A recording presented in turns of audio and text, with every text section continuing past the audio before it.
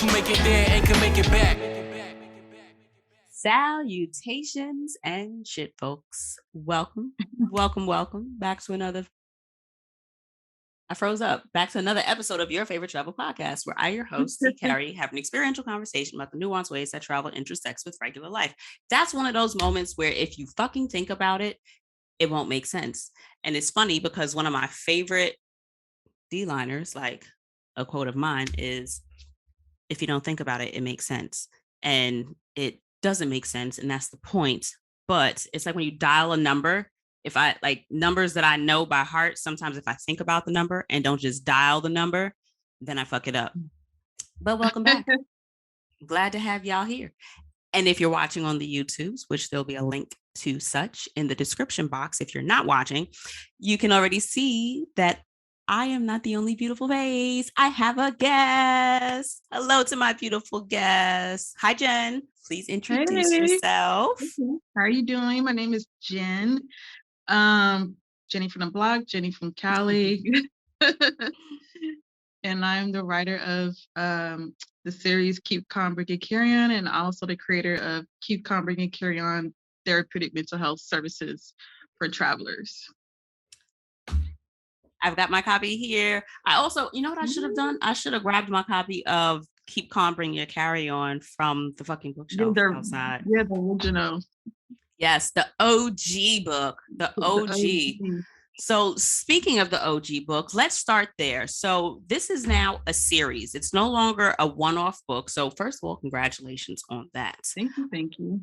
What was your origin story? What brought you to keeping calm and focusing on a carry-on, my dear? Oh, that is so clever. I like the way you put Every that. once in a while. Well, the whole thing is like, although I was in a travel space, I always felt like I was a different person in the travel space. Like everybody's in a travel space, but everybody has their own lane, right? Mm-hmm. And for me, I was always in a mental health wellness space.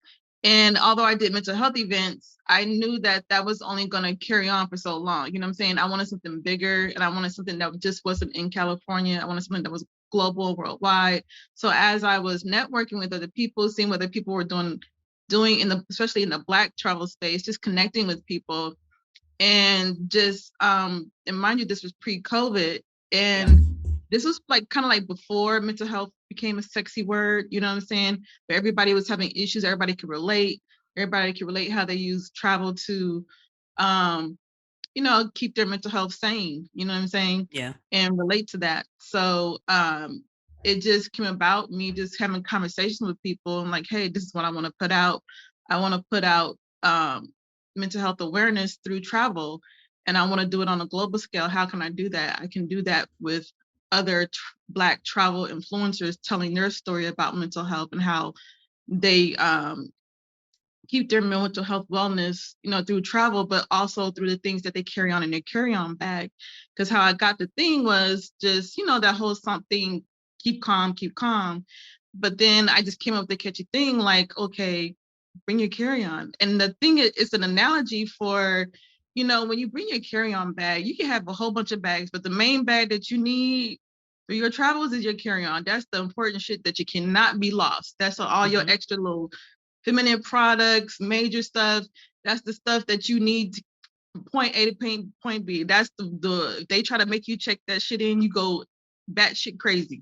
Like I ain't checking that in. Like, nah, we this has to come with me.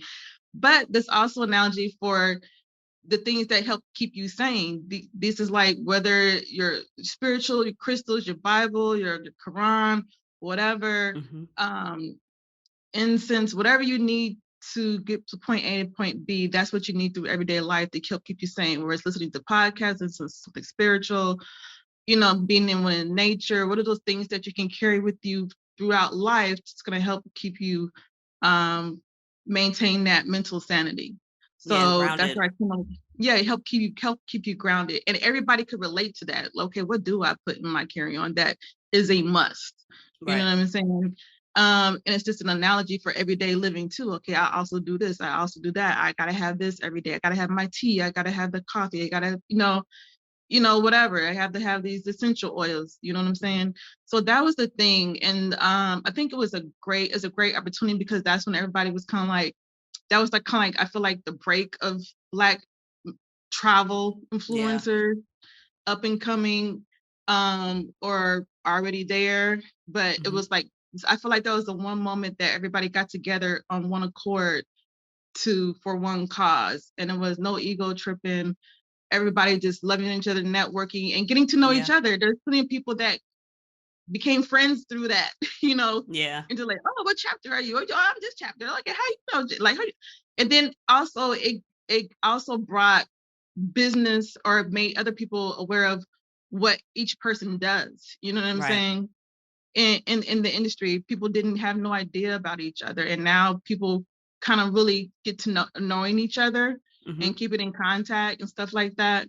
So I think it just created that very authentic, open space around a specific cause that really affected Black and brown people and people of color.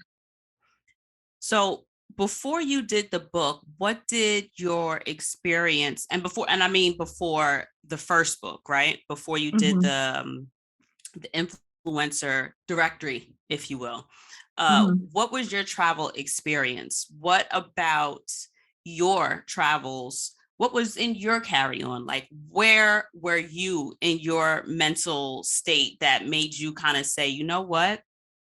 I can't be the only person. There's got to be more. Like, how can I was bring? already doing my whole nonprofit thing anyway, along with doing my group travels, because my little company was called Work and Play.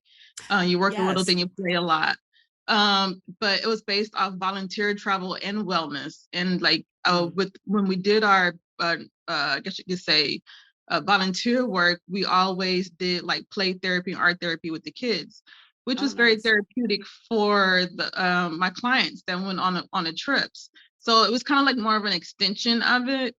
And I noticed that people on my trips, people wanted more.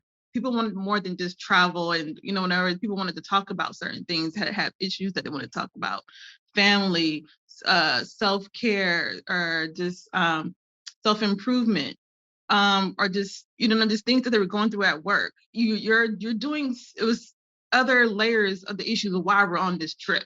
You know what I'm saying? Yeah. Whether it be relationship, jobs, workplace trauma,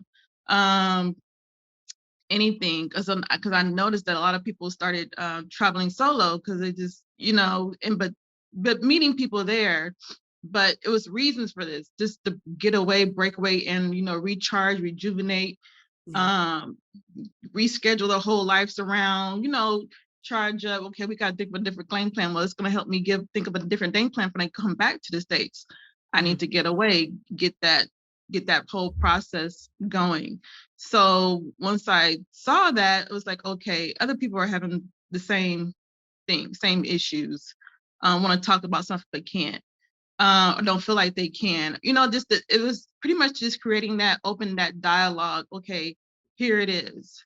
Other people got some of the same stuff going on. Let's talk about it. Why are we really traveling? I know I did an episode with you years ago at this point. I actually right when did. the book the original came out. Yeah, I actually did a spreadsheet. So I'll definitely put a link to that in the description box so that everybody can listen to that episode again if they haven't. If they already have. But I know that I also did another episode. I don't remember what number. I'll link that one too. But using travel as an escape. One of the things that I noticed that I can't really say that I did it directly, only because of the way my work schedule is set up. Like, I can't just like disappear when I want to. Like, I have to request time, and then the time will either get approved or denied. But I realized that in a lot of the travels that I was taking, and it's not a bad thing, I'll start by saying that, but I felt like I was trying to run away in a sense, if that makes sense. Where it makes perfect sense. It was like, on one hand, when I didn't think about it. No, the better way to say it is, when I started to think about it, I realized that before that moment, I never really took too much time. I didn't take the opportunity, the gift of the space and distance from my regular life to look at what was going on, or look at what I may have been trying to run away from or distance myself, ignore, forget about, kind of distract myself. At a certain time, I didn't really use a new environment, new experiences to really lean into that, right? Because now I know, after discovering, if you will, and it wasn't anything deep. It just was like a moment in life. Every once in a while, you just have a moment in your life when you're just like, I think I just grew up right there. I'm looking at this a little bit differently. You know what I mean? It's just like, no, exactly. And that's what it's about. I think it's pretty much exactly what you're saying. Like, the first book was about awareness, where you can get assistance from, because the first book had all the podcasts about mental health, all the organizations about mental health. Let's talk about it, get the conversation going. And the second, the new Keep Calm, Bring and Carry On, the workbook and journal, is about processing your journey now. The pre-anxiety, the emotions that you're going through. So like you said, I think, like I said, escapism is not bad.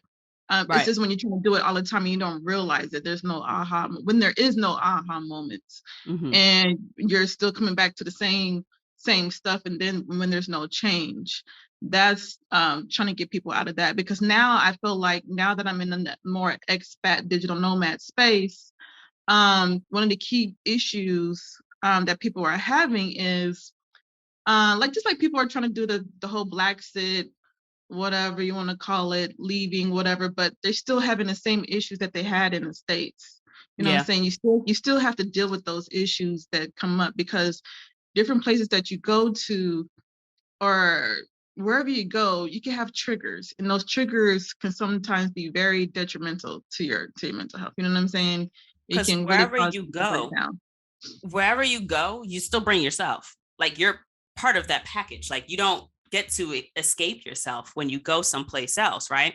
So, and I don't care what people say, where you go, racism and what do you call it, xenophobia, or feminine stuff, whatever, gender, whatever, is everywhere. You cannot escape it. And sometimes it's worse there in other countries, and we don't realize that. And so you definitely have to deal with a lot of your issues, and know how to manage some things that you're going through. Like, you're not going to be able to get rid of everything, but as long as you know how to manage certain things, and know how to help process it healthy in a healthy way or format, that's cool.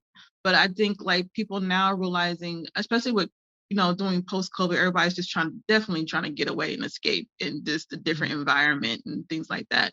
You're using travel, and so this time, there's no features. Like I said, it's a journal workbook that helps you process your trip. Right. All the way from the pre-anxiety page. Like, the first pages, it goes over. Well, I'll tell you the first page. The first page is before you get into the book, though, back to where you were mentioning that, wherever you go, it's everywhere. And I just wanted to highlight back to, wherever you go is you going. So what I think you really hit on the nail with or is it on the head? I think what you really hit on the head with this book is tapping into self. Because what I think people tend to forget when they go to new places is that they still bring their same perspective. And it's going to take a conscious effort to let that perspective go, or to shift the perspective, right? So if you change your point of view, get you to look at different things differently. And really, like, go within. Because sometimes you'll realize that, you can go on this, it could be the different boat, but same shit. Same shit. Yeah. Because you go into things looking and processing a lot of the information that is new to you with the same set of eyes that you're used to looking at things, right? And a lot of times, you're right, somebody don't fuck with you off as something as simple as you are a woman, or you are a Black woman, or you are, a woman of a certain age or a certain size, whatever their reason for addressing or responding to you that has you second guessing what may be happening in your interaction, you're not the only person in that situation. So it's not that, it's just you and how you see things, but a big part of how your trips go, a big part of how you're able to open yourself to new experiences, especially afforded to you with the opportunity of travel, is based on your perspective. And this workbook, I was very happy to see. One of my favorite parts, without giving away like all of it, was in the beginning. First of all, there is like a 2-page list of emotions for me. Very overwhelming. So I just very quickly went past that page, might I add, just because it's a shit ton of like different things. And I think it was overwhelming for me is because I tend to just feel my emotions, but not like focus on them, if that makes sense. They get to the point where it's good for some people like me who sometimes, or certain people who just can't get when I talk to clients, when I do my assessments with them, sometimes they don't have the word for what they're feeling. You know what I'm saying? And sometimes you just need words in front of you, like, oh yeah, that's what I'm feeling. I'm feeling that right there. Yeah. You just have to be able to name it or identify it. There's one. There are plenty of options. My mighty lengthy list, but especially the pre-trip anxiety page. I really, really like that page because I think a lot of times you think that once you've gotten past like your first trip, or once you've gotten past like I'm afraid to take my first trip, you sometimes can assume that you don't have pre-trip anxiety.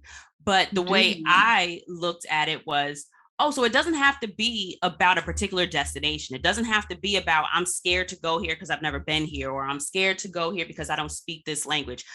It doesn't have to just be that. Like, it can also be, what the fuck is going on with me now? It's Wednesday.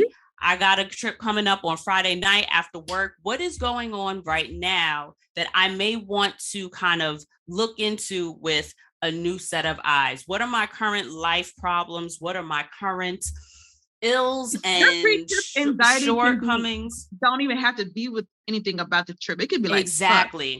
I got something to do when I get back. Did I forget this shit? Did I send that email?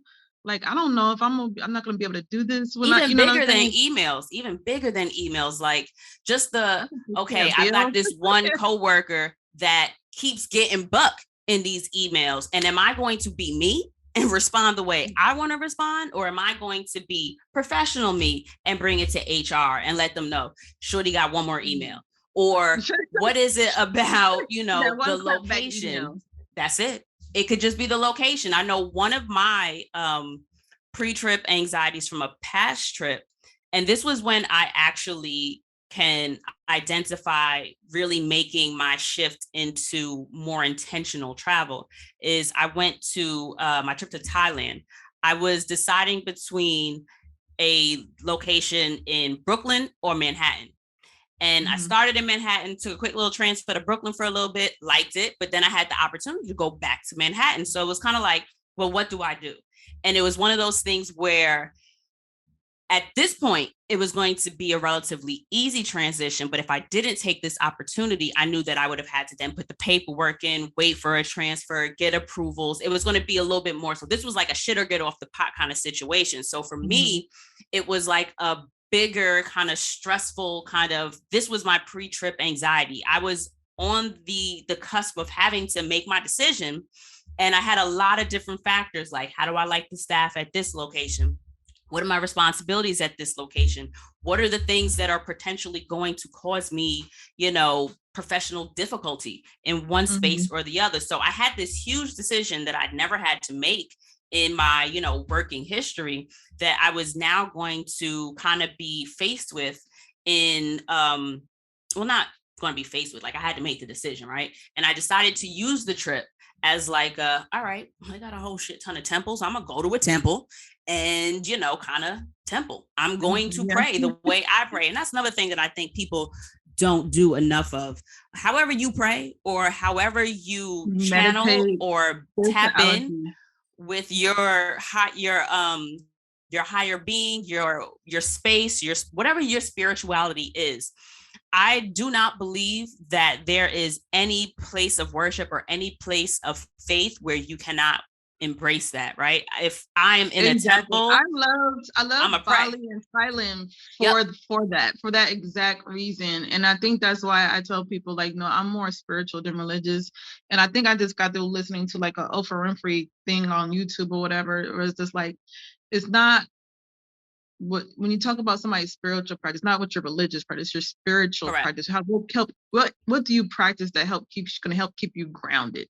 Mm-hmm. You know what I'm saying? And it could be a whole couple of things. It could be I get my morning tea, you know, I did this and meditation. Journal, you meditate, you whatever. It can be yoga. a whole lot of things. It could be a whole bunch of practices. And so you know, it's good to tap into that. And I think when you do that, that also helps with, I mean, even in the book, when it comes about, okay, what are you doing to balance, break your trip down? What can you do better? What else are you going to do to tap into that Mm-hmm. aspect? And I think people get a lot of that confused. Yeah, I like the guiding in that aspect, that it doesn't necessarily, and it's twofold, right? Because on the one hand, you do have the free journaling space. I like the scribble it out part, because I also sometimes don't like everything. I don't like lines in some instances. Sometimes I just want blank paper so that I can do a graph, so that I can do a diagram, so that I can doodle, what the fuck ever, right? But I also really enjoy the breakdown of everything, just for the simple fact that it is guided. I have no problems with, no, that's a lie. A bold black ass lie. I was about to say I don't have no problems with focusing. I absolutely do. Because I have trouble focusing quite often, I need a fucking guide. Even if it is a loose guide, even if it is a, hey girl, so pick 5 things that you want to eat today. I don't know. It's like, if I get, this is another reason why I don't really fuck with Cheesecake Factory. Not just because the floors is slippery as fuck, but just because I don't need 13 pages of options. You know what I'm saying? Like, it's just, and when I tell you, I would always get that Jamaican mango something or whatever. I would always fucking get that, because I'm not opening the book. I usually only stick to like my basic 3, my lime, my kiwi lime cheesecake, my carrot cake cheesecake, and my red velvet cheesecake. I'm a cherry cheesecake. That's all I want. But get back to your point, because I am introvert, extrovert, and dealing with clients, I understand the need for like a light guided, but also a free will. Let me do what I want to do, because I'm that type of person. I'm on a cusp. I want to be able to do what I want to do, but sometimes I need somebody to just tell me, go here, and then do what you want to do. Yeah, so it's more of a, go ahead. No, I feel like that's what I needed. And I feel like maybe certain people have the same thing. Okay, let me do this, and then you can just do whatever you want to do. Do this and do what you want to do. And I wanted to, and it was hard because I didn't want to get carried away with so many pages, because that's me, being a perfectionist and anal, like, okay, we can't have so many pages this time, Jen. Yeah. We cannot have that many pages. We cannot make that mistake again. I wanted to have that free flowing where people can, you know, just color outside the lines. You know what I'm saying? I'm a doodle person. I'm a creative, so I need space to just doodle and do whatever. A lot of my journals are me just writing everywhere. I have a journal where it's structured, and then I have my journals where I want to be able to write and do what I want to do. Once I have a direction, once I get going, it opens up. So for me, that beginning guide, the prompts of, this is what we're going to focus on. But once I get a focus, whether it be a rabbit hole, whether it be something completely different, now I've got like a bigger, now I'm thinking, I started micro and now I'm going macro. And that's what I really appreciate about there being the space to do either the blank page or the lined page. Because I was going to say another lie. I was gonna say I have 2 different journals. I have like probably 6 different journals in rotation right now, just because they kind of all have a different feel. Some of them are like a continuation of ideas I've had going from like 2013. Then I've got another one that is strictly, this is my journal. When I am stressed, this is where I'm going to go and write it out. This is like my personal Dear Diary journal. Then I have another journal that is just like, I'm gonna throw this in my bag for 3 months at a time, never pick it up, and then get home, write things, ideas out, jot it out, but I need to go back to it because sometimes notes in my phone just isn't going to cut it. But those ideas where those journals where I have my ideas, especially like my creative musings, I need charts, I need graphs, I need like, okay, so if I start here, now I need like, okay, I don't know what the diagram with the line where you start with like something in the center, then you got the line here, the line here. I am good for those, man. I am so good for those. Graph? No, like you have like an idea in the center, and then you've got like this, like, I guess like a spider graph, like a web kind of thing. It's like, here's the center. I know what you're talking about. Somebody else do too. Y'all know the word, but this is what I got the idea, right? So that I love those. Also, pros and cons lists. You know what I mean? Like when you're trying to make a tough decision, after you write down your pre-trip anxieties, after you go through, what have I done for the morning? What was my afternoon? What did I eat? That was also another really good gift. Someone bought me. I had an ex that bought, he was very thoughtful, very good gifts. He had gotten a journal that was, how do you put it? It was like doodle this, doodle that, put the coffee cup on the page here so that you can remember your moment having coffee. It was a lot of like sporadic random prompts of things to do during the day, and kind of prompts for view things in this light, or look for this, particular animal if you're at a zoo. I don't remember all the details, but I remember that it was a very guided, lots of prompts, but for very creative things. And that is something that I'm also seeing in this journal, where it doesn't necessarily keep you in a bubble. It allows you the space to kind of step out the bubble. And I think that is in large part because of your experiences with mental health. And I know that you are also a practitioner. So what is it that you are able to provide as your services entail themselves of? So I'm a certified behavioral health, mental health coach. But I also do trauma yoga, crystal sound bath healing. So I don't do therapy, I do coaching, but infused with like art therapy. And, I go outside the box. What people don't understand is that if you're a frequent traveler outside the country, going different places, or even inside the country or inside the United States, traveling period, the reason I prefer mental health coaching and doing all these other things, because number one, I feel like there's so many ways to skin a cat, right? And not everybody wants traditional therapy. And then there's still also a stigma with traditional therapy. And I don't think traditional therapy works for everybody. Everybody has a different way. Don't be wrong, I love therapy, but it just doesn't work for everybody. And I love being able to be flexible, and I love being able to see different people and help different people and go outside that box. What you needed today is may not what you need next week. You see what I'm saying? So we're going to do some sound bath healing. We're going to do some other different type of meditation. Most therapists don't do that.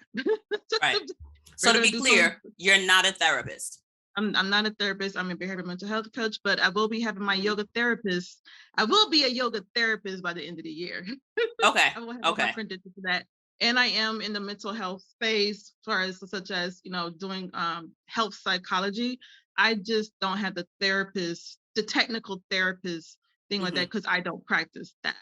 But I am in a mental health space. I am certified. I have all the credentials and all that other stuff. I just don't. Also, people need to realize, if you're an expat, digital nomad, professional traveler, most therapists, because of the licensure and stuff, like, they're not able to see you because you have to be at a specific location.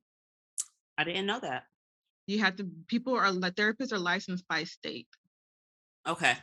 And so unless you're going to some independent therapist where they can be anywhere, and not a lot of independent therapists out there, they're just starting to break away from that so they can see, do whatever. But that's why I prefer this. And right now, there are not that many people who specialize with those who are expats, digital nomads, and professional travelers, or uh, professionals in the travel space. Right. So I feel like those are the services that I provide. That's my specialty, because it takes a different type of person to relate to that. You know what I'm Mm-hmm. saying? That kind of lifestyle. But with that, I also, hold on one second. So my company, I guess you could say, my practice is also called Keep Calm, Bring It, Carry On. And we're here to help you unpack. A lot of my specialties deals with anxiety and depression. Those who have anxiety, depression due to a medical condition, short-term disability, deal with grief and loss, workplace trauma, um, stage of life changes, whether you're working on a retirement or just shifting, maybe doing a black sit or relocation adjustment. Because a lot of people feel like, once they go to this place, something's going to be different. Things have changed. They think that issue is over, and it's not. So a lot of times you may have issues adjusting. You know what I'm saying? Right. Just like if you're having troubles adjusting to a new job, it's nothing different. You go to a different state, go to a different country, it's the same thing, just adjusting. Also having work-life balance, like I said, medical induced anxiety, depression. I deal with active military, and I also deal with those who are caregivers or dealing with end of life and postpartum depression. Okay. So what type of clients outside of travel, do you work with people that don't travel, but that just wanted I to? do I do Okay. non-travel people as well, but it's just that I have a travel themed Right. practice. And that's Right. one of my specialties that is very well needed, because people are looking for people for assistance. Because just because you out in Mexico on the beach don't mean you don't have problems that you need to sort out. Hello. So what does that process look like, right? So I know that traditional therapy, you have like your 50 minutes and you talk with your Same. provider. Okay. It's You something do similar. So like, pretty much you would, like I said, you go to my website, you go to Keep Calm, Bring It, Carry On. There's a link where you can sign up for a 15-minute consultation, see if this is a great fit for you. We go over the things that we're going to do, what your needs assessment is, and then we work it from there. We set up a schedule, and then you pay me, and then we go forward. let's not forget that part. Um, So I don't think it's a weird question, but because you know what it was, this is where I was coming from. I'd seen someone, I want to say it was Ariel Simone. I think she asked, what is your like aftercare for therapy, or your therapy aftercare, or something like that. She was one of my favorite people on Twitter to follow. I like recently got back into Twitter. I freaking love Twitter. I can't really fuck with Instagram anymore. It just doesn't do it for me.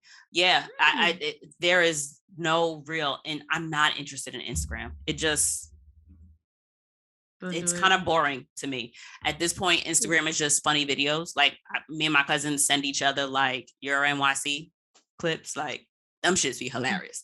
So I am on Instagram for the jokes, but Twitter is where I actually go and, I don't know, see what's going on in the world. You know what I mean? I find curious topics. I've never been able to get into the Twitter space. I don't know, maybe I'm doing it wrong. I know people are always on Black Twitter all the time.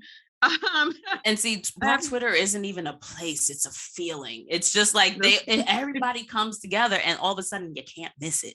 But I prefer Twitter for me because it's more of a voyeur space. I don't have to do shit. I just show up and I can consume. Whereas, and there's no, I know there's what do you call it? Not an analytic, not an analogy. What's it called? Algorithm. Thank you. I know there's gotta be some kind of algorithm, but it's a little bit closer to making sense, if but in a weird way, because every once in a while I'll see something from a day ago. Another day I'll see something from 4 hours ago, and then something 17 hours ago, and then something 4 minutes ago. So I don't really know what that flow looks like. Feel free to chime in and let me know if someone out there knows. But with Instagram, it shows people I'm like, I didn't even know I was following this person, or I haven't seen people that I actually know. The Instagram algorithm is just not it for me. But I still have to say, Ariel Simone is one of my favorite people that I very much so enjoy following on Twitter. And she does a lot of holistic work. And one of the questions that she had asked recently is, what is your aftercare for therapy? And a lot of the responses were really great. And one person immediately said that she goes to do the homework that the therapist assigned, whether that be writing a letter to self, calling your mother, or I don't know, whatever they discussed as something that, you know, she needs to work on. What does that process look like with you? Like, do you give homework? Do you do? Well, I hate to say homework because a lot of my clients don't like that word. So, but it is what it is. What is your follow-up? So what I say is, so when you do your last, pretty much it's like you do a review in your last session. And for me, Pause. I'm sorry. Before you get to explaining that, maybe go back to like, what is the framework? So is there a certain amount of time that you go into your coaching with, or is that something? Well, it depends. Everybody has a different space. So you can do an 8-week session, or you can do a 12-week. It can be a 24-week. So it just depends. So when we come round up into that last session, it pretty much is like we go over it together. One thing about coaching is we're kind of like, it's a partnership. You know what I'm saying? We're working together. It's not me just you telling stuff. We're working together on your long-term, short-term goals. We're coming up with things together. You know what I'm saying? Okay. And I'm working around your flaws or things that wasn't working. You know what I'm saying? We're working it out together. So it's a process, teamwork, you know? So the one thing I can say is, with me, when it comes to making sure you have a great aftercare, because we don't want to just leave you hanging and stuff like that, right? So throughout this time period, I've already gave you a whole bunch of tools and things to do. We're just reviewing all the tools that you have, that you're going to use. And we're just going to have an agreement of what you're going to continue practicing. So it's almost like a review or final session review, like, okay, what is going to happen when this happens, you know? And then the person always has the ability to do follow-ups. You know what I'm saying? Okay. A follow-up aftercare. So I definitely get what she's saying, but for me, we do that in our session. Okay. Do you so that you can be prepared? Because the whole thing about it is, I don't want you to just get better. The whole thing is so that you can get better without me. Right. So do you provide the type of service where you are accessible to your clients, not like 24/7, but like, hey, if you text me, or, so it's within just like you have like a weekly visit, or is it like? Yeah, so it just depends. It depends on what depends on our contract. Either our contract is a once a week check-in, once every 2 week check-in, and I give you times that you can, contact me. I may not be available on a weekend. I'm not a 24-hour accessibility type of person. No, we don't do that. But if you want me to, you can pay for that. Okay. So it's completely customizable, is what you're saying. This is completely customizable, and it's based on individual needs of your client. What you got. So I assume that that's something that after you may need 3 months. A person may like, no, I need 6 months.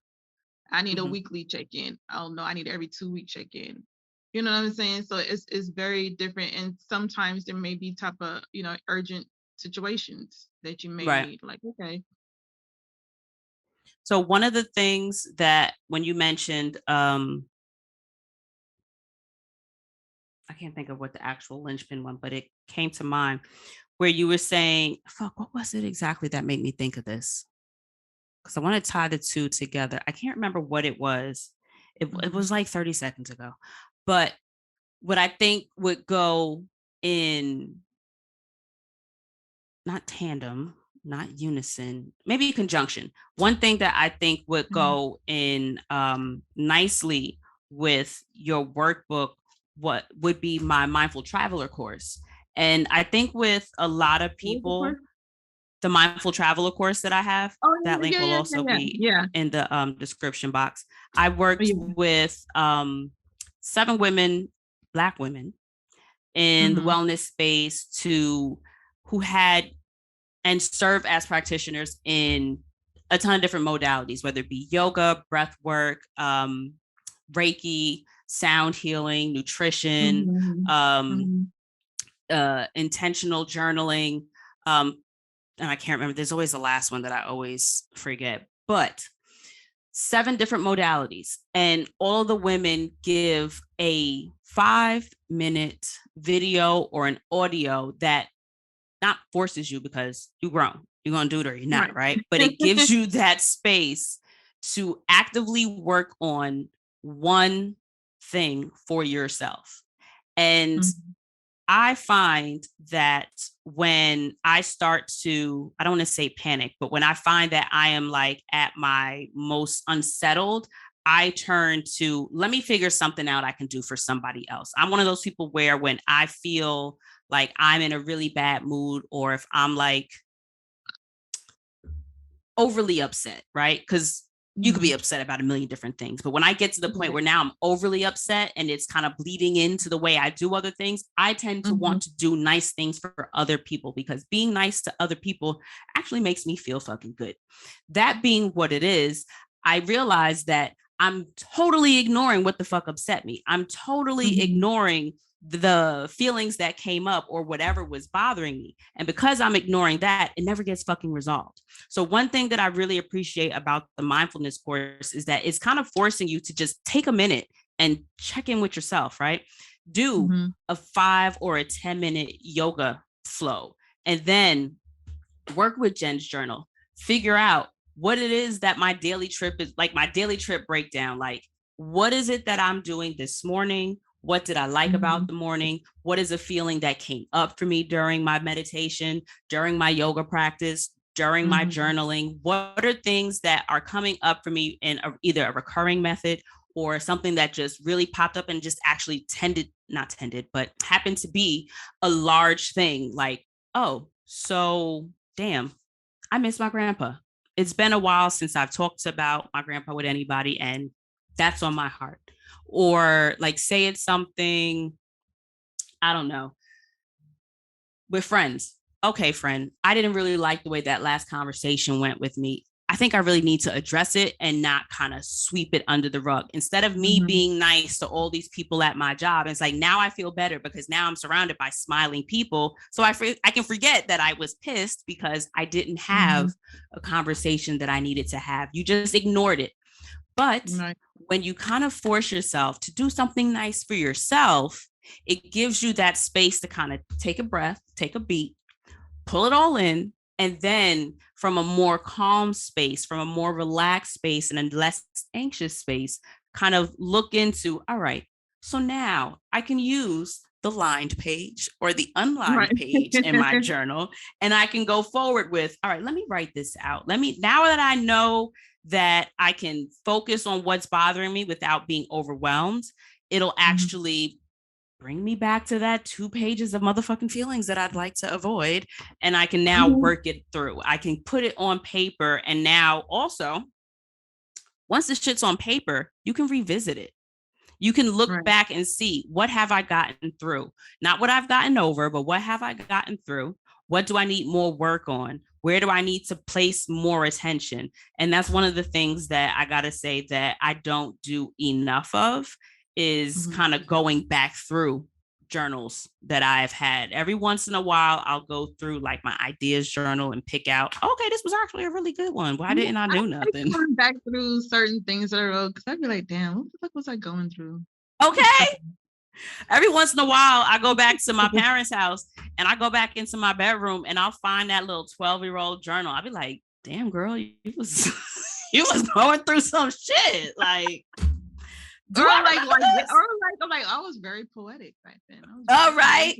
Or I when was really- Facebook likes to remind you of shit and you see a status that you posted, every once in a while I'm like, which nigga was this? Who was I stressed over? Like, who is this? And like, then that it's person like, really had you. That person really had you in your feeling. Like you let that right. you let that person get to you like that. Like wow, like you've grown. Uh-huh. Like And I like, didn't write it in a journal. So all I have is a Facebook status with no names because passive aggressive. And it's just like, I don't even know what I done got through. You know what I mean? So like really happy times. Like I tell people I love Facebook memories or even journaling. It's just like, dang, it lets you know, like, okay, we need to really get back to that. Or like we really need to get back to that size because we was really on it. So it reminds really you like of good stuff. Yeah. But then I like the post reflection after you finish. So as you know, it's repeated for 7 days because your average person takes like a 5 to 7 day trip, right? Yeah. So at the end of your trip, I have the final what do you call it? The final page was just the post trip reflection, and I think that's probably one of my favorites. Out of the besides the safety plan. That's what is the most important. It's just when you start is my safety plan. I'm even gonna hold you. I'll be skipping that part. So, but I do like the post trip reflection where post like, okay, did you like, bro, we went way over budget this trip. Like, but what did you enjoy about it? Comment, you know, what was the most memorable experience? Your favorite meals, restaurants, places, and I actually didn't really the person who was helping me with my journal, they still forgot some stuff. You know how you still be like, okay, you still forgot something, but you just gonna have to just forget it. Right. We're here already, basically. Yeah, it's like when you don't pack something and you realize, I guess I'll figure out life without it. And then you turn the page and you're fine. So one of the things I have wanted to add, which I can tell people in the post-trip reflection, which I kind of do every trip, is, you know, what are you going to take with you and what are you going to leave behind? It didn't get put in here because, and I just got tired of redoing the goddamn journal. She just ain't gonna get it right. So just go ahead, please, because I'm tired. This is like the 30th correction. So yeah, but that's one of my most things. And I think, and that's why I like the whole write it out, scribble it out or whatever, because it's just like, okay, you know, write out the rest of your post trip. Like, okay, what are you going to leave here? What are you going to take with you? Because I like that one. You can leave. Like, you know what? This just needs to stay here. This is the last time we're doing this. We ain't doing this no more. And I think when it comes to my trips, that's what I think about all the time. That's a really good one. I never really looked at, I've always looked into more change in the trip. Like that's where I do my heavy lifting. And so thank you for reminding me that it doesn't have to just stay there, right? Like it doesn't have to be about the trip. It doesn't have to be about the destination. It doesn't have to be about, you know, the photos, the people you made friends with. You know, it doesn't have to be that. While those are all important things and those are all points of access and, you know, points of reference to what are you going to leave behind? What didn't serve you? What's something that you generally did in regular life that you realize, oh, damn, it's really been 4 days and I haven't spoken to this person, or it's been, you know, X amount of time or whatever. And now, oh, this, you know what? I was okay. I really like that. Moving forward, this is what we're doing. Yep. You want to keep this momentum going? This is what I leaned into X. This is something I want to do more of. I find that I try new things the most when I'm in new environments and new surroundings. If I go to a new restaurant, I'm more inclined to order something new versus if I've been here before, I know what I like.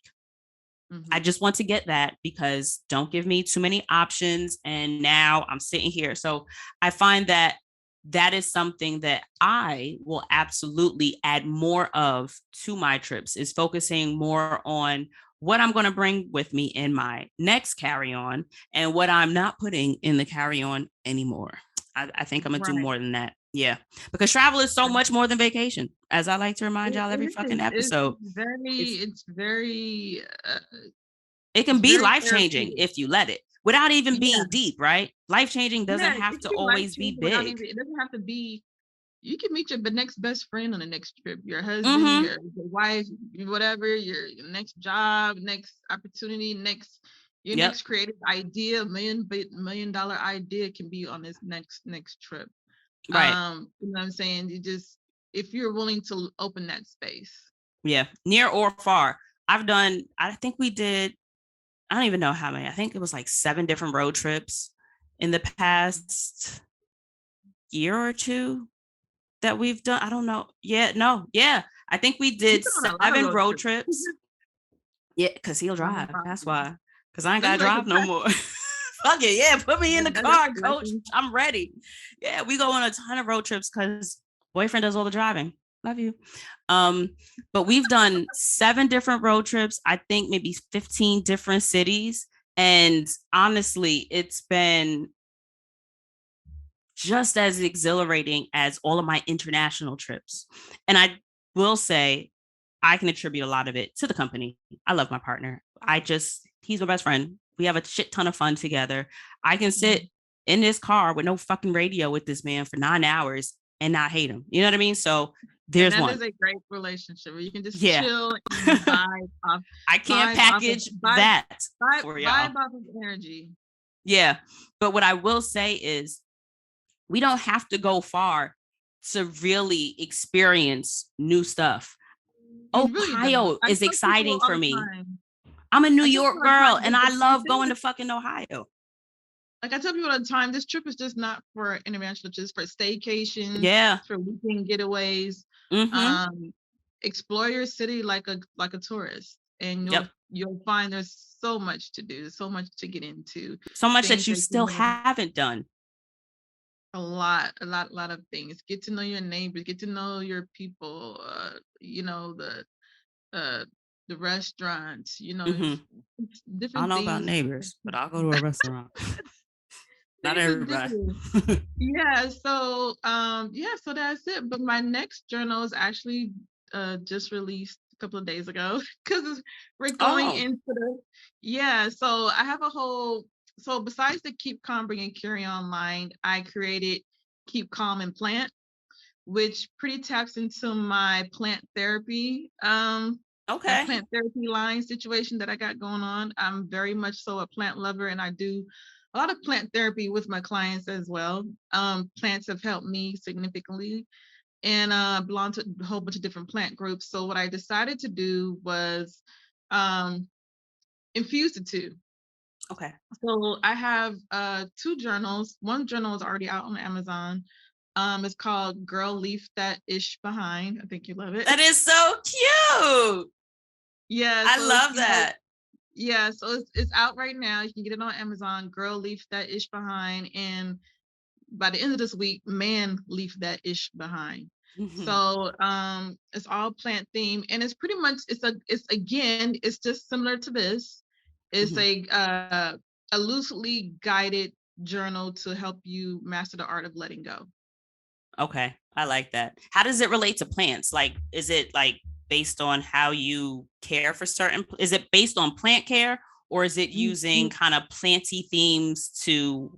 It's kind of using planty themes. Like, okay, so I have sorry, I don't have it on me now because I haven't got my copy yet. So it has like a girl leave that ish behind, and it's part of my whole Keep Calm and Plant series. And as you know, plant plant therapy is really called horticulture therapy, I guess you could say, using gardening and planting to release high blood pressure, anxiety, and depression. So it's kind of like plant things. I also have a safety plan in that. I also have the whole 2-page list of emotions in it as well. But hold on a second. What is it doing? Okay, I'm trying to so pull it it's up. really cute because I start off with propagating my day. As you know, propagating is about Oh, kicking off. Yeah, it's really cute. So you gotta go pick it up on Amazon. The first page is about propagating my day, some affirmations, list 3 things you're grateful, plant things you're grateful for. We go over like plant ideas. Or people, it goes plants I want to water. And it's pretty much ideas and people that you want to water. Seeds I will plant, your intentions, ideas that I will repot. So maybe there's some ideas that you had that you kind of put in a parking lot that you want to repot. Because sometimes it's all about, it's the give you the plant thing, but it's very cute the way I do it. You said it's on analogy. Amazon? Yes, Gurl, leave that isshh behind. Ish. So That's you why can type I in the, spelled it out. yeah, it says ISSH. So if you can do this, or if you just type in my name, Gentamu McKinney, you'll see all my books there. So it's really super cute. I actually have another interview with a whole plant group. Like and I have besides this journal, I have plant greeting cards because we're also getting into the sad season. Yeah. And the seasons change. So this is a great way to assist you going through those changes and getting into plants. I have plant greeting cards. I also have some more plant journals. I have You got you a whole little apothecary shop. There we go. Yeah. Okay, when I put your name and they pop You up. can see it. Here it is. Got it. That'll also, Yeah. this is, first of all, I like the artwork. This is gorgeous. Yeah, you'll see that I have other plants. So I have plant woman journals too. They're coming out. They're being released next week as well. I have your green goddess, your pretty petty pythos. I just love that. Your green your green goddess and your beautiful mighty monstera. So it's Add all it to plant cart. themed. Yes. And then I also have Oh, it one of comes your quick support. too. And then the next page, I have your root cause, like where the weeds or issues, pests that are invading your soil. So I felt like that's really deep because a lot of times we have different things that's invading our soil, our lives, your foundation, and it helps you identify that. Yeah. In addition to you, what is stopping you from leaving this ish behind? Can you control the situation? Can you are you in control of the situation? Should you take control of the situation? Yes, no, Yeah. maybe so. What can you control? What's hurting you? And I also have a how have you gone? And I also have a write it out, scribble it out. So I like this. like, thank you. I actually like, although I love my travel thing, I really love my plant. I'm really into plants. You can see you got plants in the background, but don't mind that little yellow speck. My little struggling baby right here. This is like the little corner where they go to actively try to die. Like they don't passively die. I feel like this little corner here, which is wild because this room gets so freaking bright. And these aren't even, I need lots of sun. These are supposed to be low light plants. Yeah, so but I'm they're really being proud of very my whole needy. plant. I'm really proud of my whole plant theme line. This is like, I love plants. And so, and I love the artwork that I've gotten assistance with. So that artwork I did myself, but my other journals and stuff like that, they're like plain, just write freestyling journals, but the artwork on it, you're gonna like love it because it's like Yeah, it's gorgeous. Afrocentric plant ladies that are all gonna be on the front of the greeting cards. And I think it's cute to give. I love greeting cards, period. I'm a greeting card. Let's write it some personal inside of a card. So shout out to Dell, planting. my bestie. She will always hand deliver. She always mails me a birthday card, and she is good for. And I know I'm trying to think of Ajana. Hey sis, my cousin Tehran, and Dell. Love y'all because they are the three people that come to mind that will send me a card. Like I know I still have it someplace. I don't know what the fuck I was going through. I was stressed over something.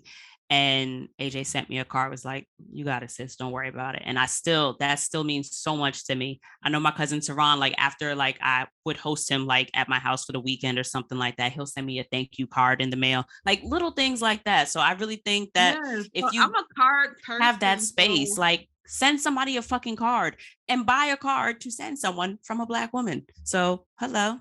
There you have the And the front of opportunity. the card, you'll see the Black plant like features, and I'll have like 5, you'll have choices, and I love the colors. So I can't wait for that. When are those going to be ready? They'll be ready in a week. Oh, beautiful. Do you have a thank you card line? Because that's one of the things that I think that every adult should have on hand is just like a stash of thank you cards, just so that you can you're just definitely right, because my grandmother called my mom used to, which I felt like that is a lost art, but if you're old school, it's not. That's why people in the card business still make a lot of money. Especially if you're a card people like me, because I love front of cards. Like I will spend $8 to $10 on a card, because I feel like sometimes the card means sometimes more than a gift. You know what I'm saying? You can hold on to that a lot of times. I know I hold special cards. The note that is really the note, the front of the card, the artwork in front of the card, and then it's the note inside the card. And sometimes that means a lot more than the actual gift. You know what I'm saying? And so, but no, my grandmother that's one thing she was really good for. If I was like behind on something or trying to grab a card, you know how you be trying to grab gift, whatever. She had a stack of cards, and I love how she had it like, this is sympathy, this is birthday, this is I got a drawer of them over here. This is congratulations. Like, I love people who are anal like that, or I won't say anal, but very organized like that. I'm not one of those people, but I can appreciate that when you're trying to get something and you can't get to the store real quick.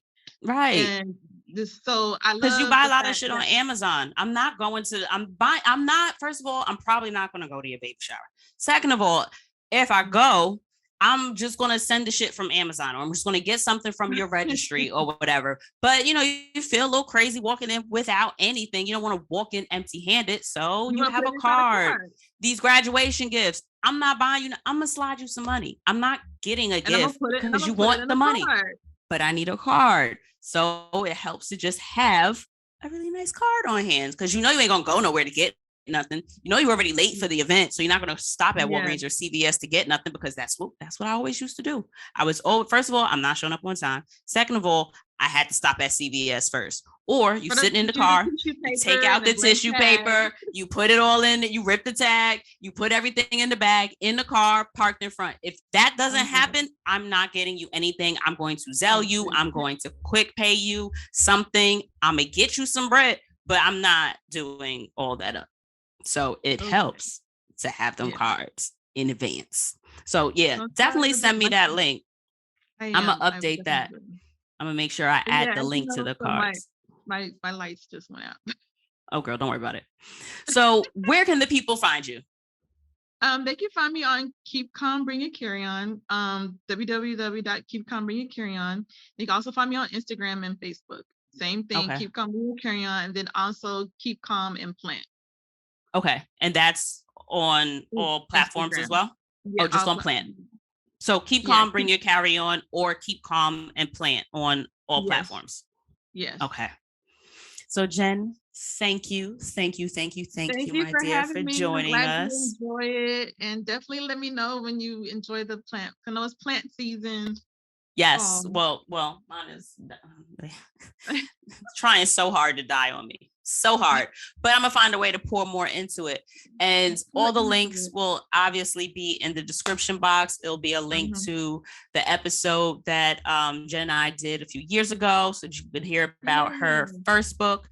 There'll be a link to my mindfulness course. There'll be a link to the journal that I just added to my cart, the Gurl, Leave That Ish Behind, as well as a link to a discount for Jordan's Jungle.